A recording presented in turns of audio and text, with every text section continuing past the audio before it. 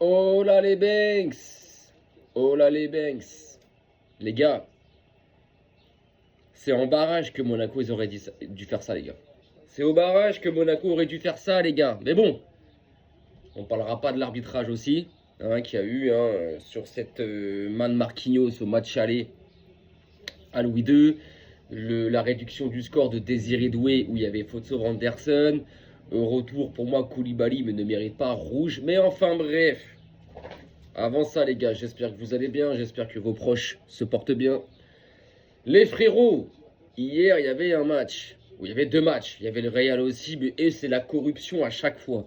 Ils ont gagné 2-1. Ils ont marqué le deuxième but à la 96e, 95e minute de jeu. Et dans l'action qui mène à leur but, il y a une énorme faute. Il y a un cisaillement, il y a un attentat. Mais un attentat sur un joueur du Celta Vigo. Non, on revient pas. Par contre, quand c'est le Barça et quand c'est Koundé qui écrase le petit doigt de pied d'un mec, et que derrière l'action continue et que Lewandowski marque, là on revient jusqu'à là et on annule le but. Enfin bref, c'est la corruption. Faut maintenir le Real de Madrid, entre guillemets, juste derrière le Barça, sachant que le Barça ce soir joue à Bilbao, à San Mamés. Ça sera pas un déplacement easy, les mecs, ça va être compliqué.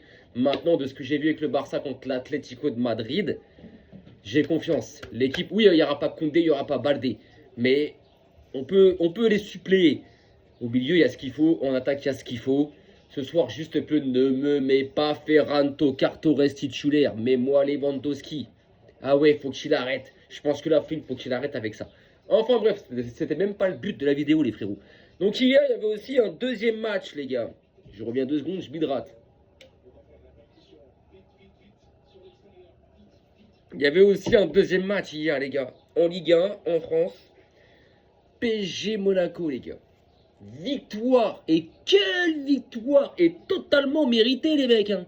Totalement méritée de Monaco au parc contre le PSG. 3 buts 1, 3 buts 1. Les gars, il y a Chelsea qui arrive.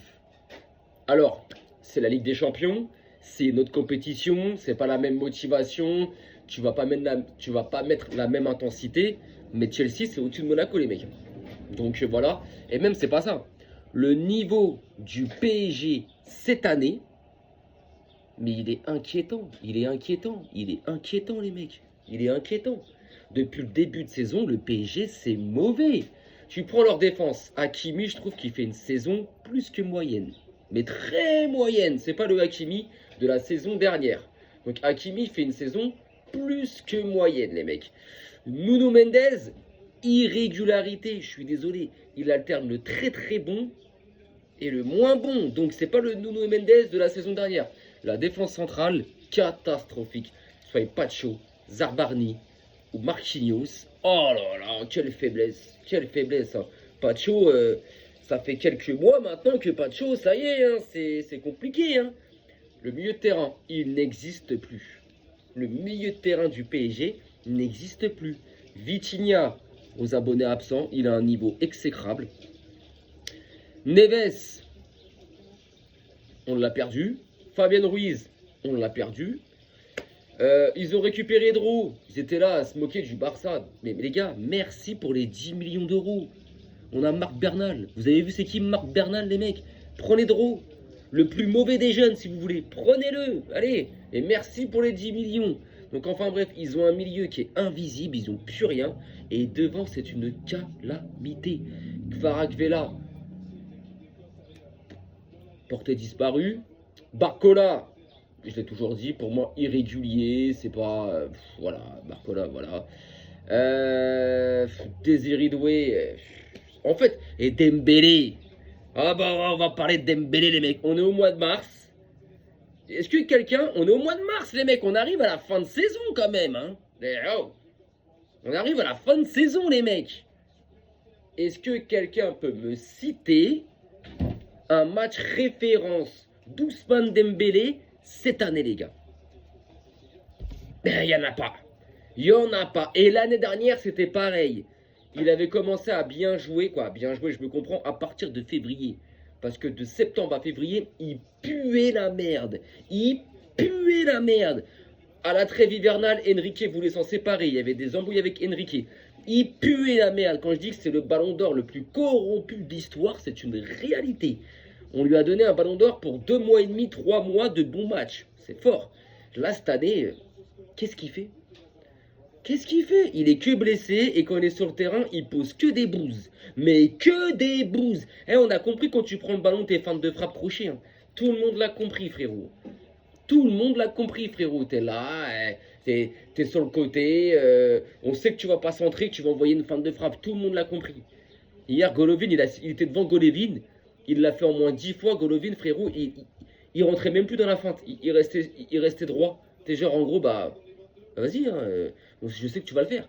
Dembélé, mais affreux, affreux, affreux. Le PSG, affreux. Monaco, bravo. Monaco, bravo, bravo. Et ça montre bien que Monaco est la bête noire du PSG en Ligue 1. Que le PSG sont les petits de Monaco. Parce que l'équipe qui a infligé le plus de défaites dans l'histoire de la Ligue 1 en PSG, c'est Monaco. Donc voilà. Et la Ligue des Champions, on va pas oublier l'arbitrage, les mecs. Hein. Je vais pas le reciter, mais on va pas oublier. Et il y en a beaucoup de Parisiens qui le citent aussi. Donc on va pas oublier, les gars.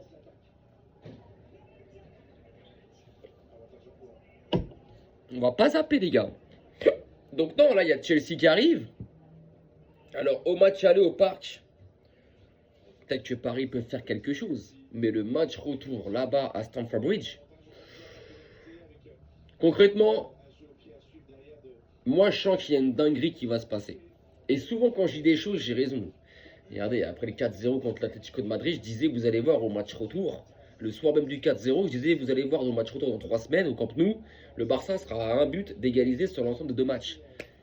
À un moment donné, au match retour, à la 72e, on menait 3-0. Donc, on était à un but d'égaliser sur les 2 matchs. Et souvent, j'ai raison sur ce que je dis, les gars. Et vous allez voir que Paris-Chelsea, c'est même pas il y a un monde où Chelsea élimine le PSG. Il y a une réalité où Paris se fait sortir en 8e de finale de Ligue des Champions. Le match aller au Parc des Princes, je peux pas te dire comment je le vois. Parce que Paris est hyper faible. Hyper faible. Ils peuvent le gagner ce match-là. Mais s'ils le gagnent, ça ne sera pas de 2 buts d'écart. Hein. S'ils le gagnent, ça sera sur un 1-0 ou un 2-1. Tu vois ce que je veux dire? Ça sera sur un but d'écart. Donc ça veut dire en gros, tout se jouera là-bas en Angleterre. Et là, les gars. Là-bas, Chelsea vont mettre une intensité de malade auquel où Paris ne peuvent pas, n'y arrive plus à répondre cette année. Physiquement, Chelsea, c'est large au-dessus du PSG. Attention. Et j'ai l'impression que l'arrière-garde de Paris, là, Pacho, Marquinhos, Zarbarni, je sais pas, j'ai l'impression qu'ils sont tous vieux, qu'ils sont tous épuisés, qu'ils ont les jambes, elles font genre tard 15 kilos chaque jambe, qu'ils n'arrivent plus à courir. Et devant Chelsea, ça va vite. Ça va vite. Et comme je dis, Hakimi, cette année, c'est très très moyen. Quand je dis très très moyen, c'est même voire mauvais, tu vois. Mendes, il alterne le bon et le moins bon. Donc, et sachant qu'ils ont l'habitude de monter énormément, moi je dis, il y a vraiment un truc où Paris, bah, se fasse sortir par Chelsea. Mais concrètement, les mecs, et il n'y aura pas de choc. Il n'y aura pas de choc. En fait, ce qui serait bien, si ça arrive, c'est de faire montrer à certains supporters parisiens que voilà, vous avez voulu fermer les yeux sur votre équipe. C'est ce que je dis là, les footix qui, quand leur équipe elle perd, ils sont pas là, et quand c'est les autres clubs, ils sont là, etc., etc. Les mecs, votre niveau, il est exécrable. Votre niveau, il est abyssal. Votre niveau, il est nul. Il n'y a rien qui se passe. C'est catastrophique. Il n'y a pas d'envie, il n'y a pas de motivation, il n'y a pas d'intensité, il n'y a aucune technique. Il y a rien en fait. Il n'y a rien du tout en fait. Il n'y a rien du tout qui se passe. Donc franchement les gars, inquiétez-vous vraiment. Moi je vous le dis les gars, inquiétez-vous réellement. Parce que contre Chelsea, ça va être un autre monde. Mais en plus, après, il te reste Lens à jouer en championnat. Lens, il me semble que c'est là-bas. Hein. Il me semble que c'est au stade Bollaert. Lens peut revenir à un point parce qu'ils ont un match en moins. Attention. Là, tu es potentiellement sur une saison où le PSG se fait sortir en huitième de finale de Ligue des Champions et finit deuxième de Ligue 1 et n'est pas champion de France. Et ça, juste après une saison où tu as remporté la LDC, voilà pourquoi les mecs, avant de vous mettre à la table de grands clubs, attendez. Les frérots, il y a des clubs comme le Hertha Berlin, Nottingham Forest, Benfica, Porto, qui ont tous de LDC. Ils se sont jamais mis à la place des Barça, des Real, des Bayern et tout, qui ont plus de 5 Ligues des Champions. Jamais ils ont fait ça, les gars. Vous, en une saison, vous vous êtes mis à la table de ces clubs-là. Et avant ça, vous vannez les Marseillais. Mais vous êtes comme eux, en fait. Vous êtes comme eux.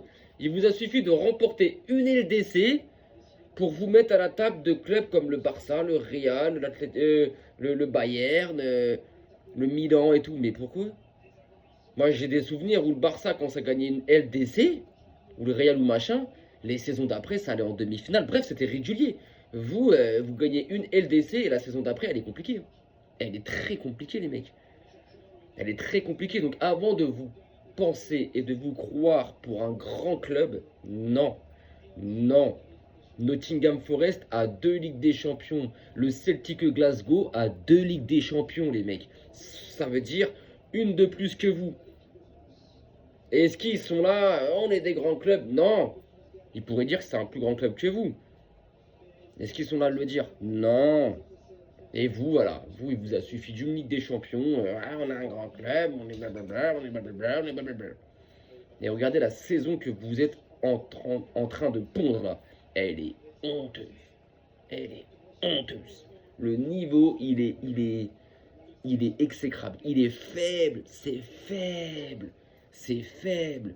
Hier, Monaco, sur les 4 matchs contre vous, mais ils vous dominent les 4 matchs en fait. Ils sont au-dessus de vous sur les 4 matchs. Donc franchement, voilà. Les gars, franchement, moi je vous souhaite bon courage pour la fin de saison. Ça se trouve, voilà, vous allez passer Chelsea et tout. Après, voilà, hein, les gens qui sont là, qui parlent de back-to-back. Déjà, alors ça, quand j'avais entendu le back-to-back en début de saison, ça m'a fait rigoler. Voilà où ce que je disais en fait, d'avoir gagné une Ligue des Champions, ça vous a fait miroiter des ailes. Genre, ah, on va faire le back-to-back. Mais dans quel monde? Dans quel monde tu vas gagner 2 LDC d'affilée? Nulle part. Donc vous allez potentiellement, peut-être passer de Chelsea. Ok. Mais vous vous arrêterez avant les demi-finales. Et puis, en championnat, attention les gars. Attention. Mais ça fera redescendre beaucoup. Ça en fera redescendre certains sur Terre. Qui voyaient Paris un peu trop haut, là, qui étaient là, Paris, waouh, ouais. Bah regarde, là, maintenant, regarde. C'est exécrable. C'est honteux ce que vous faites. Une saison post-Ligue des Champions, c'est honteux, c'est honteux, c'est honteux. Donc voilà, donc les frérots, sur ce, moi je vais vous laisser. Ce soir, il y a le match du Barça, je suis dégoûté, je ne le vois pas, parce que je suis au taf. En plus, ce soir, je termine à 2h du mat, les frérots. Donc du coup, j'aurai un œil, j'aurai un œil sur l'iPhone pour voir machin. Donc je verrai à peu près, ce qui se passe et tout ça, mais je serai pas devant la télévision pour voir réellement le match dans sa globalité. Mais en tout cas, un peu saoulant de louper des matchs comme ça, quoi. Bon, après, ça va, je récupère des horaires en journée bientôt. Ça va faire du bien. Là, c'est juste le temps du ramadan. Donc, après, je récupère vraiment des horaires en journée. C'est-à-dire, au plus tard où je vais finir, ça sera 20h ou 14h. Voilà. Et au plus tôt où je veux commencer, ça sera 6h ou midi. Donc, ça va en soi. Là, c'est ramadan, le week-end, ça ferme à des minuit ou à des 2h du mat. Donc voilà les frérots, donc ce soir il y a le match du Barça, je ferai quand même une vidéo. Alors est-ce que je la ferai parce que je vais rentrer vers les coups de 2h30, 2h35 du mat? Est-ce que je la ferai là? Je sais pas. Est-ce que je la ferai demain? C'est possible. De toute façon après je suis en repos dimanche et lundi, donc nickel. Donc voilà les frérots, sur ce, prenez soin de vous, faites attention à vous, et puis on s'attrape plus tard les gars, ok? Allez, jusqu'à la Barça les gars, ciao ciao.